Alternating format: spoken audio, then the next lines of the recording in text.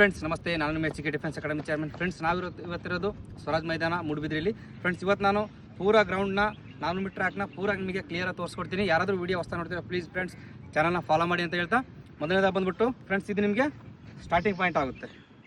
ಇದು starting point ಆಗುತ್ತೆ friends. ಇದಾದಮೇಲೆ ನೋಡಿ ಫ್ರೆಂಡ್ಸ್, ಇದು ಫಸ್ಟ್ ಕರ್ವು.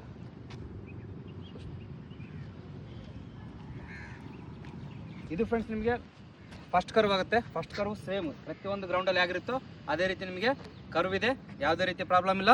ನಿಮಗೆ ಸೆಕೆಂಡ್ ರೌಂಡ್ ಕರ್ವ್ ತೋರಿಸ್ತೀನಿ ಬನ್ನಿ. ಸೆಕೆಂಡ್ ಕರ್ವಲ್ಲಿ ಫಸ್ಟ್ ಕರ್ವಲ್ಲಿ ಟರ್ನಿಂಗ್ ಇದೆ ಸರ್ ಫ್ರೆಂಡ್. ನಿಮಗೆ ಕರ್ವ್ ಅಂದರೆ ಕರ್ವ್ ಥರನೇ ಇರುತ್ತೆ, ಅದೇನು ಪ್ರಾಬ್ಲಮ್ ಇಲ್ಲ. ನಿಮಗೆ ಜಾಸ್ತಿ ಗೋಲ್ ಆಗಿದೆ, ನಿಮಗೆ ಮೊಟ್ಟೆ ಆಕಾರ ಆಗಿದೆ ಅಂತಂದೇಳಿ ಯಾವುದೇ ರೀತಿ ಟೆನ್ಷನ್ ತಗೊಳ್ಳೋ ಅವಶ್ಯಕತೆ ಇಲ್ಲ. ಸೇಮ್ 400 ಮೀಟರ್ ಕರ್ವ್ ಆಗಿರುತ್ತೋ ಅದೇ ರೀತಿ ಇದೆ ಫ್ರೆಂಡ್ಸ್. ಇದು ಫ್ರೆಂಡ್ಸ್ ಸೆಕೆಂಡ್ ಕರ್ವು. ಇದು ಸೆಕೆಂಡ್ ಕರ್ವ್ ನೋಡ್ತಾ ಇರ್ಬೋದು, ಸೇಮ್ ಫಸ್ಟ್ ಕರ್ವ್ ಆಗಿದೆ, ಅದೇ ರೀತಿ ಇಲ್ಲಿಯೂ ಸೆಕೆಂಡ್ ಕರ್ವ್ ಸೇಮ್ ಇದೆ ಫ್ರೆಂಡ್ಸ್. ಸೆಕೆಂಡ್ ಕರ್ವ್ ಆದಮೇಲೆ ಸೆಕೆಂಡ್ ಸ್ಟೇಟ್ ನೋಡ್ತಾ ಇರ್ಬೋದು, ಸೇಮ್ 100 ಮೀಟ್ರು ಇದೇ ನಿಮಗೆ ಸೆಕೆಂಡ್ ಸ್ಟೇಟ್ ಆಗುತ್ತೆ. ನಿಮಗೆ ಯಾವುದೇ ರೀತಿ ಗ್ರೌಂಡ್ ಚಿಕ್ಕದಾಗಿರೋದಾಗಲಿ ಗ್ರೌಂಡ್ ದೊಡ್ಡದಾಗಿರೋದು ಏನಿಲ್ಲ, ಸೇಮ್ ಮೀಡಿಯಮ್ ಸೈಜು. ಆರಾಮ್ಸೆ 100ರಿಂದ 150 ಮಂದಿ ಆರಾಮ್ಸೆ ನೀವು ಓಡ್ಬೋದು.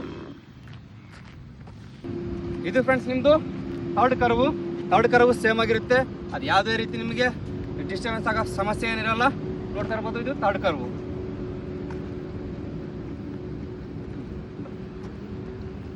ಇದು ನಿಮಗೆ ಥರ್ಡ್ ಕರ್ವಲ್ಲಿ ಟರ್ನಿಂಗ್ ಪಾಯಿಂಟ್. ಟರ್ನಿಂಗಲ್ಲಿ ಯಾವುದೇ ರೀತಿ ಸೇಮ್ ನೀವು ಫಸ್ಟ್ ಕರ್ವಲ್ಲಿ ಆಗಿತ್ತೋ ಅದೇ ರೀತಿ ನಿಮಗೆ ಥರ್ಡ್ ಕರ್ವ್ ಕೂಡ ಟರ್ನಿಂಗ್ ಇದೆ. ಇದು ನಿಮಗೆ ಫೋರ್ತ್ ಕರ್ವಲ್ಲಿ ನೀವೇನು ಹೇಳ್ತೀರಲ್ಲ, ನಾನು ಎಕ್ಸಲೆಂಟ್ ಹೊಡಿಬೇಕಂತಂದೇಳಿ ಲಾಸ್ಟ್ ರೌಂಡಲ್ಲಿ 100ರಿಂದ 150 ಮೀಟರ್ ಏನೋ ಸ್ಪ್ರಿಂಟ್ ಕಿತ್ತ ಮೇಲೆ ಎಕ್ಸಲೆಂಟ್ ಬರ್ತಿರಲ್ಲ, ಇದೇ ನಿಮಗೆ ಫೋರ್ತ್ ಕರ್ವ್ ಇರುತ್ತೆ. ಫೋರ್ತ್ ಕರ್ವ್ ಕೂಡ ನಿಮಗೆ ಈಸಿಯಾಗಿದೆ.